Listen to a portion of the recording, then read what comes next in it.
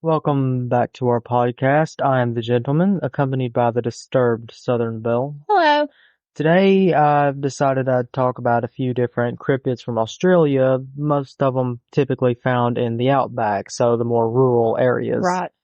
And I guess without any further delay, our first cryptid is the Burunjur, which I am most likely mispronouncing. It's said to resemble a theropod or a Tyrannosaurus rex, although it's also said to be more of a descendant of the raptor, which does make sense based off the descriptions and the images that I've seen. Right. Because it's said to be about the size of a raptor, but with more or less the same appearance of a Tyrannosaurus rex. So it's still pretty big. I mean, it's bigger Oh, than yeah. a person, normally. Even raptors were, taller than people and usually, so Yeah, it wouldn't be depending on the something you want to top. run up on anyway, No. Or to run up on you. Right, exactly. Especially if it had teeth and is vicious like them, or is it supposed to be like It is. Oh God, then no. It is vicious. No. It is a predator. I definitely would not want to run up on that or have it run up on me. No, because they could move pretty fast too. Yep. So that's definitely not good. There's also the possibility that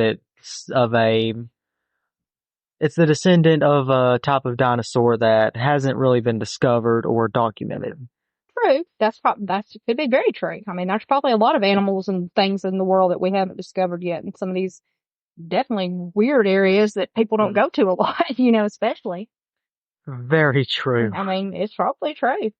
Actually, not that long ago, I remember reading something about a new species of spider that was discovered while people were cave diving. Right. I mean, there's probably all kinds of stuff that places that people can't really get to, too. I mean, you got to think about that. Places that we can't really get to or because it's too dangerous or too cold or whatever, different things, so yeah. And yet, no matter how dangerous it is, humans are going to be stupid enough to adventure. They're going to try anyway, yeah. May die trying, but yeah. For better or for worse, most likely for the worse. There you go. But they're going to give it a go, usually, yes, because you see people cave diving all the time. This said, 1 out of 14 people died cave diving. We saw on something one time. I think it was around that figure. Yeah, there are 2 out of 14. I mean, I can't remember. It was a lot. Way too many. Exactly. It was a lot. It's very dangerous, but people do it all the time, and they can have it. No way. No, would never do it. True. People also skydive for fun. No, I don't want to do that. Bungee jump. I'm not going to jump out of a perfectly good plane if I'm in it. I've never been in one, but if I ever get in one, I'm not going to be jumping out just no. Because it better be going down, and that's like life or death, then maybe. But no, not just for fun. Agreed. Actually, according to Aboriginal mythology, it's said to resemble a lizard-like creature and about 20 to 25 feet long. Good grief. I think it's big. Yep. Is a biped with small clawed hands. So yeah, it would be similar to, raptors are sort of similar looking. Yeah. Ish, to a Tyrannosaurus Rex Based off anyway. this description, it sounds more like a raptor than a Tyrannosaurus Rex.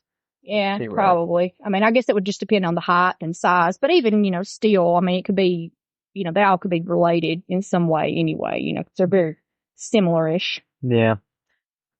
Actually, there's been sightings or documented sightings of this cryptid as early back as the 1950s. Goodness. Cattle ranchers reported a large creature leaving bipedal tracks and had been eating their livestock. Now that I could see. Yeah. I mean, that's fairly common. Yeah, I was going to say, that'd be a bad place to have your livestock if something like that was running around, because I would imagine it would be attacking cows all the time, because cows are not, fast movers by any stretch. So, yeah, good grief. Also, earlier Aboriginal accounts say that this cryptid is a reptilian creature, possibly with feathers, and whose diet consists of kangaroos and other large animals. Well, actually, you could see it with feathers, because they are saying that a lot of dinosaurs they think maybe had feathers at one point. They were saying something like that. Not all of them, but some. I think I've even seen a few raptors that had feathers. Right. So I mean, that was a few members of the weirdly raptor common, family. So yeah, I mean, who knows? Maybe it is some sort of dinosaur type creature that just didn't really evolve because it didn't have to. Alligators. Right. I mean, crocodiles. Things evolve because they have lizards. To. Why would something like that really have to evolve? I mean, and then there's things that haven't evolved. I mean, it sounds like it'd be pretty close to the top of the food chain in that area because, what could really fight against it, really.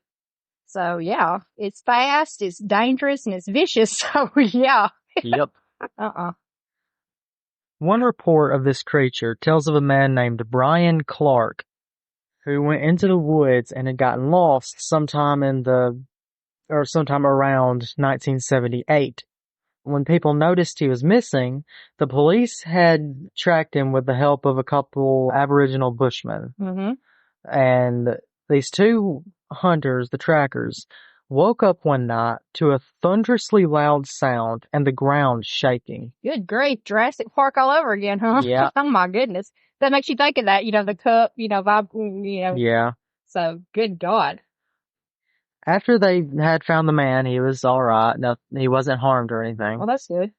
The police told him that if he had ever gotten lost on his own in these woods again, he'd be on his own. I don't blame them. I wouldn't want to be out there either if all that's going down. Good God. They didn't see anything, though. They just felt, the ground shaking. They just heard the noises. God, man, that's even scarier because it could be anything. Oh, God. The fear of the unknown. Yeah, really. Sometimes that's even scarier than seeing something because your mind can work up some very horrific creatures. Oh, yeah. So, yeah, and especially if it's dark. Oh, gosh. Yeah. No, thank you. The human mind will always jump to the worst possible scenario. Yeah. Especially in situations like this. Oh, yeah, if you're out in the woods somewhere where there's dangerous, just normal animals that are dangerous, not to mention the unknown, so to speak. No, thank you. Mm-mm. Especially given how horror films and such have depicted the Outback and places like the bush, so to speak. Not just that, but our imaginations. Yeah, true. So our mind will almost always picture something 10 times worse than what's actually going on. We always want to figure, think something's lurking in the dark because, that's one of the most primitive fears is fear of the dark. So, yeah. And there's a reason for that because animals, and things like that, of course. And we don't have the ability to really see in the dark. We're not nocturnal creatures by nature. No, we have some night vision, sure, but we have to have some light, a little bit of some sort to be able to see. If it's like completely dark with no light source whatsoever, you can't see anything. So for all we know, if it's the dead of night, so dark we can't see, there could be something 5 feet away that could kill us in an instant. Oh, yeah, exactly. And most of those things are, especially like the animals and stuff that come out at night, they're very quiet, so you wouldn't even know. No. Our next topic is the infamous Yowie. No, I've heard of that one. Yeah, this is one of the more well-known cryptids. I would say so, yeah. I've heard of it on a few different things over the years. They've made mention of it anyway. Seeing as how it's considered the Australian Bigfoot, right. Yeah, it's going to be one of the bigger ones. I would say so. It's kind of like the Yeti and things like that. Those kind of creatures seem to get a lot of airtime and attention. Yeah, people kind of interested in them. People basically just call it the Australian Bigfoot because a lot of the reports make it seem very identical. Right. I think one of the reasons probably a lot of people have interest in them is they're kind of humanish. Yeah, they're humanoid figers, but they also have an air of mystery about them. Right, they're mysterious, but they also seem to have more intelligence than like a normal animal. People, that have talked, but now whether they're real or not, I'm not saying that, but I'm saying the descriptions that we hear, they're more like smart monkey or something, what I'm saying? They're a little smarter than monkeys. They're more animalistic humans or... more humanoid-y... humanoid monkeys. Animals. Monkeys or something. Yeah. But yeah, so I guess that's probably why, because they're so similar to us in a lot of ways, I very much agree with that. Because there are countless cryptids just all across the world that are humanoids. Right. And those tend to be the ones that get more attention. Do. People talk about them more. I guess it just draws more interest or something. Because they seem like they could be closer to reality. Well, like a mutated human or just something that is evolved close enough to human. Right, or that's what I was going to say, something like a mutation or some weird thing that, who knows? Some of it could even be based on something like that. Really, just exaggerated over the years. Of course, how stories grow and change, but, some of it could actually be some actual reality in it, who knows? Yeah. Things that seem human are always going to seem more real than things like the Burunjor. Right. I agree. Because there is a chance. Who knows? And stuff like the Burunjor seems something more out of fiction because if this is a thing, how come more people haven't seen it? How come it's not just widely known as an actual creature? Well, you would think so. I mean, unless it's just in some very, very, very dense areas that people just don't go to, or it's really smart and hides. Yeah, you would think it would be something that people would just, happen on every once in a while, especially if it's killing cows and stuff. You would think you would hear it and a farmer or something would go out and get a glimpse of it at the very least. But I mean, who knows? I mean, it's one of those things, you'll never know. Is it true? Is it just probably an exaggerated story? Most likely, but, You don't know for sure. Exactly. Because while there's no evidence proving it's real, there's also no evidence proving it's not. Exactly. So there comes the fascination, because it could be real, it could be fake. Right. Most of the stuff is probably got a kernel of truth to it. Probably. It's just, like I said, something has to start the story. Right. It's just like vampires and werewolves and stuff. Something happened, or something, like you've seen babies that have that excessive hair growth, for instance. Yeah. So it could have been something like even that, and that sprouted the werewolf thing, and just it went from there. Who knows? I mean, Getting kind of off topic here, but back to the Yowie. Most sightings tend to come from the Western Australian states. Mm-hmm. And once again, in Aboriginal legends, this creature is said to be a hairy ape-like man, anywhere from 6 to 11 feet tall. Good grief. Standard descriptions state that it has a large flat nose, a huge rough and a huge foot. Right. Okay. Gotcha. It's Bigfoot. Right. Exactly. Well, I guess and so. bat-like ears. 11 feet tall, you would figure it has some big, up to 11 feet tall, you probably figure it has some big feet to support it. But bat-like ears, now that's weird. That's new. Yeah. No, I've never heard that, so that is kind of strange. But, well, why not? There's no real accepted or no widely accepted version of like what its temperament is. Right. Some legends state that it's shy, timid, tries to stay away from humans and live on its own. But others say it is this wildly aggressive beast that will attack anything on sight. Good grief. I would go more to probably being shy, to be honest. Probably. That seems more realistic. If it was wildly aggressive, you think there would be more sightings, because people are out in a lot of places, so. Yeah. You just would think if it was that aggressive that it would probably come running from anywhere kind of thing. It would hear you. And if it's got bat-like ears, good God. Yeah. So it probably gotta have some pretty good hearing. Exactly. So. Last on the list is the Australian Enigma. Eyewitnesses claim that this large-eyed, semi-aquatic beast attacked a ship in the Pacific Ocean, where it had managed to claim only one unfortunate soul aboard the ship. And while there are very few facts known of this incident, there's another one that occurred in 1808. This is the more recent of the two events. Right. Eyewitness reports claim that an Australian three-masted bark, which is a three-masted ship, right, was attacked by an unknown animal, which, according to reports, had climbed across the bow and had bitten one of the hands. Good God. Now that's crazy. You don't hear about that very often. It actually coming up on the ships or anything. Any of those sea-type creatures, usually are a serpent. It actually looks kind of like Nessie. Huh. That's weird. I wonder if it's supposed to be maybe a sort of like it or something, maybe like Nessie that got out into the ocean, so to speak, and traveled, or whatever. Who knows? I mean, the ocean, good God, there's no telling what's in the ocean. Let's be honest. We've explored almost none of the ocean because we can't. So, there's no telling what liable to be in the ocean. A lot of nightmares. Oh, God, yes. Especially in the deep part. A lot of what we've already seen have been nightmares. Yes. They're creepy and weird and, God, and they're huge. They're the kinds of things you'd expect to see in Subnautica. Yeah. I mean, seriously, they are. It doesn't, you can understand why all these sea creatures exist just from some of the things that we've legitimately seen come out of the ocean. Honestly, It 100% would not surprise me if there was an actual Leviathan down there. I mean, seriously, God knows what's down there. Now, I mean, I don't know if it'd be something quite that horrific, but it definitely could. People just don't realize how big the ocean is and how deep it is. I mean, it's miles and miles and miles, and we can't go down there, which I wouldn't want to, but you know what I'm saying? Imagine how dark and how hard it would be to see. It would. Even with light, you would not be able to see much. No, you wouldn't, because it's going to be pitch dark. There's no way light's going down. I mean, other than maybe what? A few hundred feet? Maybe. Maybe. You know, just depending on where it is. And I mean, even then it's not going to be that great, that great, but you know, you'd see some, but.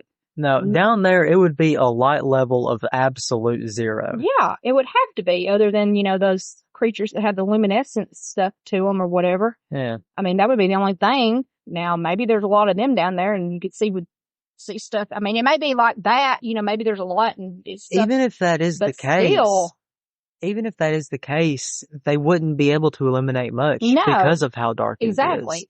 And I mean, I'm not even saying it's like that. I'm just saying, you know, I know that in some of the deeper places, some of them have that luminescence, and they kind of glow, whatever. So, you know, there might be more down there than we know. I mean, who knows? I don't even know that there's anything like that down there. I mean, there may not be. There may not even be life down there for all we know. Exactly. I mean, we don't know what's going on down there. God, could you imagine something, though, that could live down that deep? The pressure it could withstand? Jesus. That's crazy. On the bright side, it probably couldn't come up to the surface. You wouldn't think so, would you? I mean, seriously, you wouldn't think if something had lived under that kind of pressure that it would ever be able to come up very far. You wouldn't think. Now, I mean, I have no clue. I wouldn't want to see it to find out, but yeah. No. That's creepy, creepy stuff in the ocean anyway. It's kind of like you do want to know, but you also don't want to know. Right. I mean, you got to think the ocean is just filled with dead bodies and sunken ships and stuff. I mean, there's no telling how many people have died in the ocean over the course of the earth. You know, as long as there's been people. There's no telling how many animals and things that are dead just in the ocean right now. It's crazy. Very much so. On the flip side of that, there's probably mountains of treasure. There probably is. I mean, there's no telling how many, like, pirate ships. There's probably literal mountains of treasure down there. I wouldn't doubt it. I mean, you know, you got to think just pirate ships and things like that may have sunk or, you know, had to throw things overboard or whatever. And not to mention, you know, like, you know, ocean liners and just boats in general, just having all kinds of stuff on them. Who knows? The Spanish armadas, you know, just have all those Spanish gold coins. Good grief. That actually reminds me of this one article I read a while back. There was this cruise liner that was captained by this very incompetent man who had already sunk like 3 or 4 ships ahead of time. Jesus. I don't know how he still had his job at that point. No. Let alone was a captain to a cruise liner that had thousands of people on board. But he decided that he was going to do this drive-by thing where he went close to the shore and people on board would wave to people on the shore, whatever. Right. He got way too close, way too fast. Oh my God. And he Titanic'd that ship. Jesus. And he bailed immediately. So the captain didn't go down with this ship, huh? No.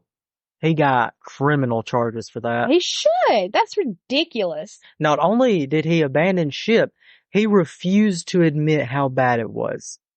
Okay.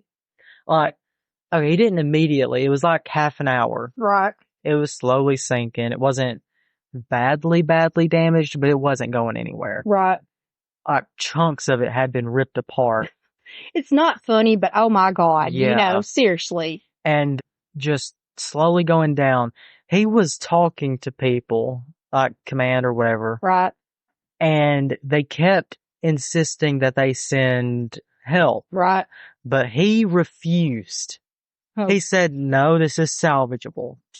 And after half an hour had gone and most of the ship was underwater, people dead, he jumped ship. He was one of the first people to go. Oh my God. And he was trying to run away and he got caught in his hotel. Jesus Christ. Like I think days later. That is ridiculous. And why would he refuse help? I mean, you're getting in trouble, man. You're not hiding that. No. You're not hiding that freaking ocean liner going down. I mean, come right on. next to the shore. Exactly. But period. I mean, they keep pretty good records on those. So yeah, you're getting in trouble. Plus, there were so many dead through that scenario. Now, that's what's sad about it. Yeah. Over basically an idiot who did not even need to be driving it to start with, so to speak. On top of that, one of the people he himself hired to be part of his crew had no experience with boats. Well, yeah, at all. On an ocean liner then. He was basically a servant. Oh my God. He didn't even speak English. Well, what about the company that owned it? Did they not do any checks on these people, or you would think? Apparently not. Apparently they trusted him even after he sunk multiple ships beforehand. I mean, you would think it wouldn't be that easy to get jobs on things like that. I mean, you know what I'm saying. You think they'd do some background something. Good grief. The thing is, this man that he hired, it's his fault. It could have been saved, even with the captain's mistakes. But the guy didn't speak the same language as them. Okay. Mm-hmm. So as the captain was yelling orders, he didn't understand him. No, he kept mistaking it, and in one specific scenario, he turned the wrong way. Oh, good grief. Which caused them to run directly into the rocks. Oh my God. I mean, like I said, that's not funny. It's only funny just because how stupid these people are. I mean, how just ridiculous some of this stuff is when you actually hear about it. Things that could be so easily prevented, and there's really no point of them even doing the stuff to start with, really. Mm-hmm. I mean, ocean liners and things like that don't need to be getting that close to shores, just random shores anyway, because there's so much stuff out there that they might not even know. He wasn't even supposed to be that close. He was like 15, 20 feet closer than he should have been. Oh my God. That's what I'm saying. Because he was cocky. There's all kinds of stuff in the water, in the more shallowy places closer to the shores. It wasn't even that shallow where they went, because like almost the entire ship went underwater. Jesus. And this thing was huge. Oh my God. What a moron. And back to the point of this, after it had gone down, after this whole tragedy had been transpired, basically. After everyone was done, gone, and safe. People went down there and looted. Oh, of course. What else would you do? I mean, it makes sense. It wasn't deep underwater. Right. And shouldn't really have been that dangerous. But they actually found these people who had been trapped under there this entire time for days. Oh, God. And they were still alive.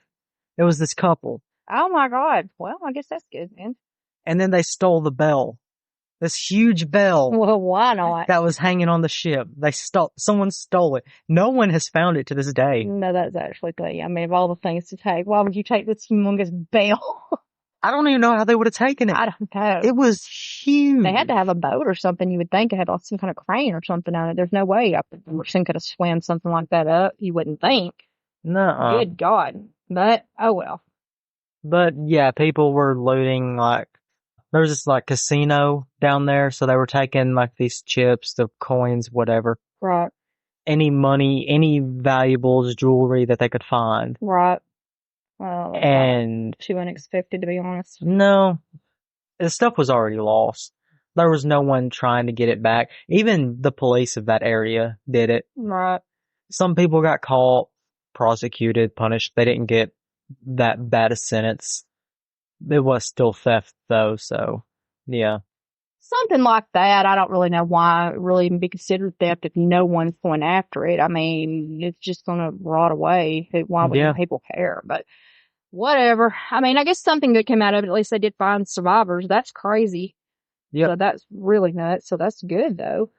So there you go. Completely got sidetracked again. But so the Australia Enigma is sort of like a Nessie monster. Yeah. Two giant, according to the description, warrior shield type eyes. Okay.